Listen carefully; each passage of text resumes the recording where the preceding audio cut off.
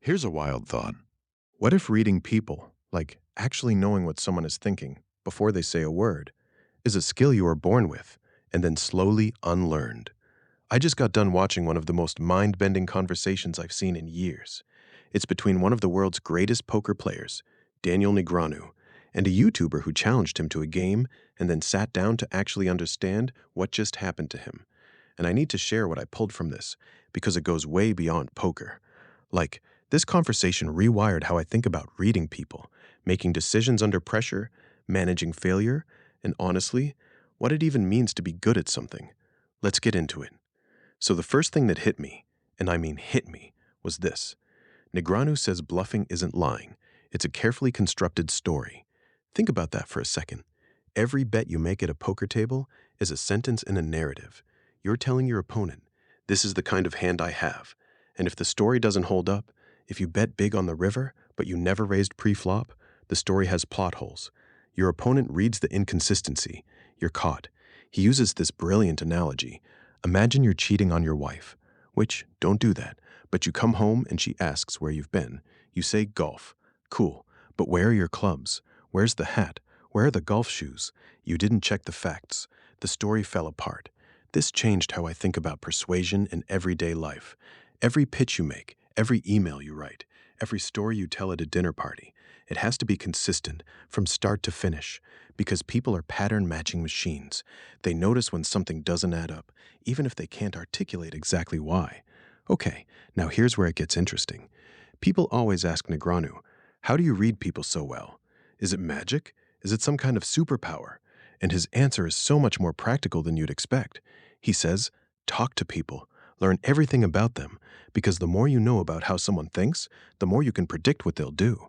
He asks a criminal lawyer at the table what he does for a living. Criminal lawyer, defends criminals.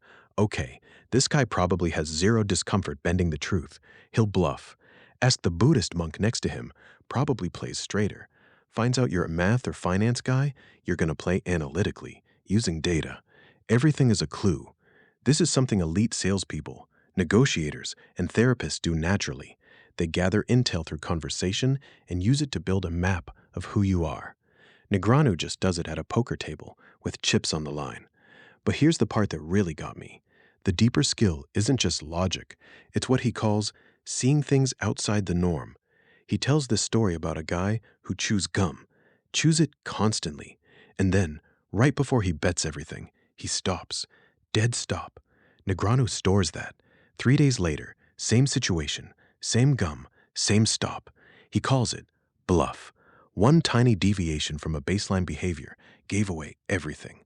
That's the skill, not reading people in some mystical way, noticing when they break their own pattern. Now, this next part hit me on a deeply personal level. Negreanu brings up Malcolm Gladwell's book, Blink, the one about how our first instincts are often based on far more reliable data than our conscious reasoning. He says, as kids, we're wired to read people. A baby knows if its mom is happy or sad before it can speak a single word. That's pure human instinct. But as we get older, we rationalize it away. We second guess ourselves. We go, nah, that's probably nothing. We override the gut with logic. Have you ever met someone and within 3 seconds thought, I don't trust this person. They didn't do anything, didn't say anything, but something was off. And then 6 months later, you find out you were right? That's not coincidence. That's your unconscious brain processing thousands of microsignals faster than your prefrontal cortex can keep up. Negreanu says at the highest levels of poker, he sometimes can't even explain what he's seeing. He just knows something's wrong. He's seen the movie enough times that it just clicks. And here's the lesson. Stop dismissing that feeling. Stop calling it paranoia. Start treating your gut instinct as data, because it is. Let's talk about something every high performer faces, losing streaks. In poker, they call it tilt, when you start playing emotionally instead of logically. And Negreanu's framework for dealing with it is genuinely world-class. He paints this picture. 2 players, same skill level. One ends day 1 of a tournament with 1,000,000 chips. The other ends with 20,000. Day 2, they both level out at 200,000. Who's going to win? Most people guess equal odds, but Negreanu says no. The guy who started with 1,000,000 is tilted. He's stuck in where he was, not where he is. He's fighting the past. The guy who started with 20,000, he's on a high. He's in the moment. Being present is the performance edge. And when he starts to feel his blood boil at the table, here's his actual process. He closes his eyes. He lets himself feel the anger. He doesn't suppress it. He names his physical sensations: feet tapping, breathing heavy, hot-headed. Then he takes 3 deep breaths. And then he consciously chooses his mental state: focused, dominant, ready. This isn't meditation fluff. This is elite performance psychology, the same technique used by Olympic athletes, surgeons, Navy SEALs. You process, you breathe, you choose, you don't suppress, you recalibrate. Here's what I think is the most powerful idea in this entire conversation. Negreanu says, in poker, you can do everything right and still lose. Every single time. And that's not a flaw in the game. That's the game mirroring life. In chess, if you lose, you were the worst player. Full stop. But in poker, just like in life, there's luck involved. There's variance.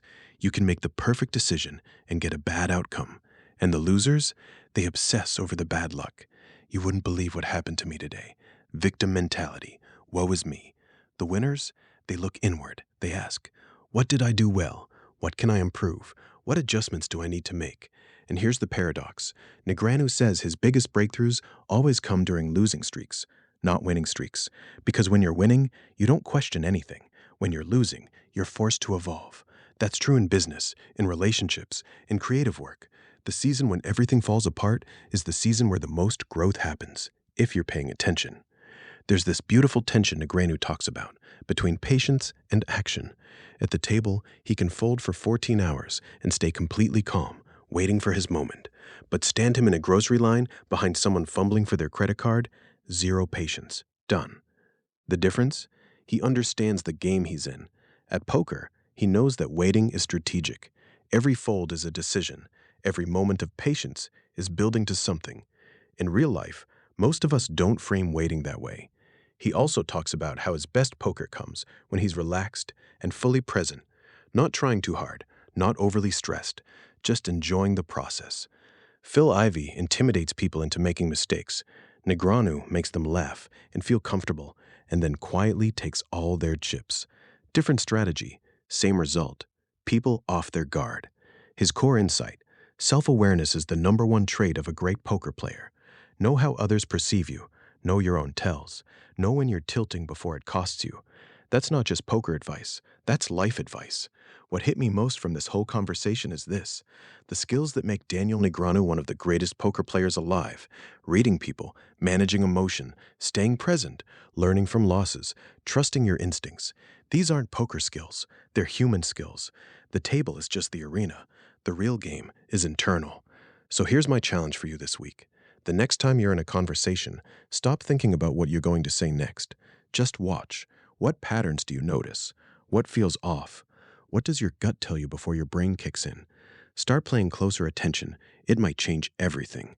If this one resonated, drop a comment. I want to know, what's one area of your life where you need to trust your instincts more? And if you're new here, subscribe. We do this kind of deep dive every single week. Let's go.